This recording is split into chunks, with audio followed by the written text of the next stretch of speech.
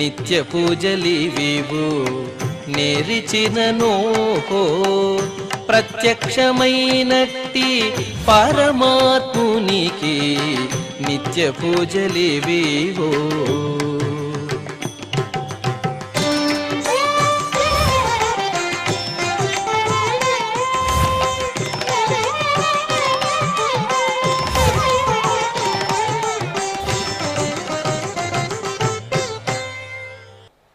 ఓం నమో వెంకటేశాయ.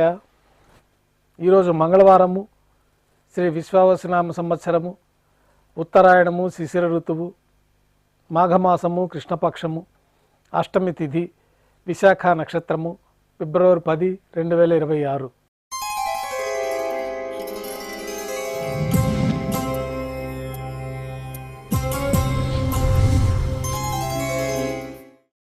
ప్రాతకాల నైవేద్యాల్లో భాగంగా అన్నప్రసాదాలు, పంజారాలు ఘంటానాదం మధ్య శ్రీవారికి నైవేద్యంగా సమర్పిస్తారు. సాతుమర పూర్తి అయిన తర్వాత భక్తులని సర్వదర్శనానికి అనుమతిస్తారు. కొద్ది విరామం తర్వాత ఈరోజు మంగళవారము, విశేషమైన వారార్జి సేవగా మనం అష్టదళ పాదపద్మారాధన జరుపుకుంటున్నాము. మాధ్యాహ్నిక ఆరాధనా కార్యక్రమంలో భాగంగా ప్రతిరోజు స్వామివారికి నిర్వహించబడే అష్టోత్తర శతనామార్చన ఏకాంతంగా తులసి దళాలతో నిర్వహించబడుతుంది.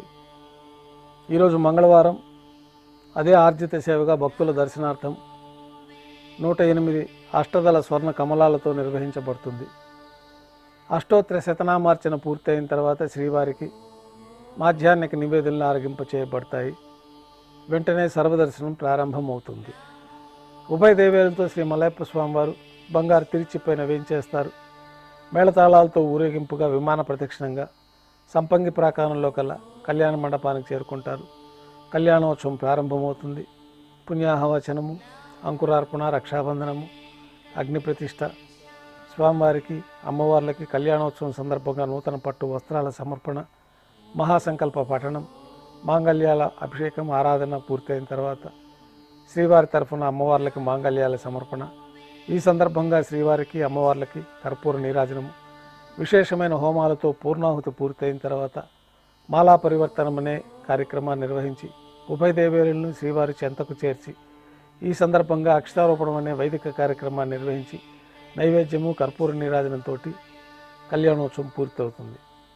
కళ్యాణోత్సవం భక్తుల దర్శనం అనంతరం ఉభయ దేవేలతో శ్రీ మలయప్ప స్వామివారు మేళతాళాలతో ఊరేగింపుగా ధ్వజస్తంభం వద్ద కల అద్దాల మండపానికి చేరుకుంటారు.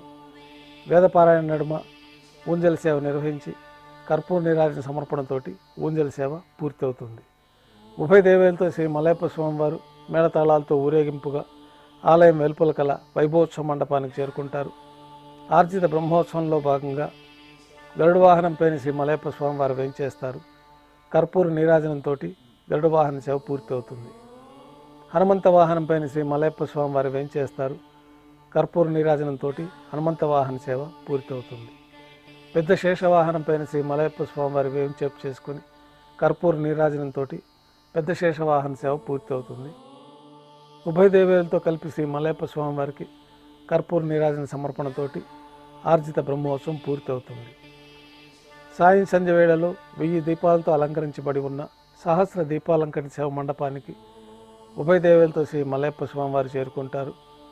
వేదం, గానం, నాదం నడుమ సహస్ర దీపాలంకరణ సేవ నిర్వహించి నక్షత్ర నీరాజనము, కర్పూర నీరాజన సమర్పణతోటి దీపాలంకరణ సేవ పూర్తవుతుంది. ఉభయ దేవేలతో శ్రీ మలయప్ప స్వామివారు 4 తిరువీధుల ఉత్సవం జరుపుకొని భక్తులను అనుగ్రహించి తిరిగి ఆలయానికి చేరుకుంటారు. ఆలయంలో నైవేద్యం పూర్తి అయిన తర్వాత గర్భాలయంలో వేయించేస్తారు. వెంటనే రాత్రి తోమాల సేవ ప్రారంభమవుతుంది.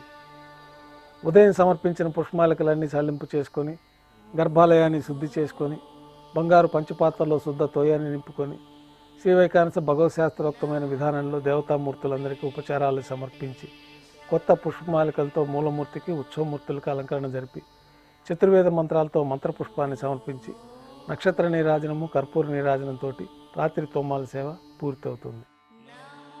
తులసీదళములతో అష్టోత్తర శతనామార్చన నిర్వహించిన తర్వాత రాత్రి నైవేద్యంలో భాగంగా అన్నప్రసాదాలు, పంజారాలు, దోశ, ఘంటానాదం మధ్య శ్రీవారికి నైవేద్యంగా సమర్పించి తిరువీస నైవేద్యం పూర్తయిన తర్వాత భక్తులని సర్వదర్శనానికి అనుమతిస్తారు.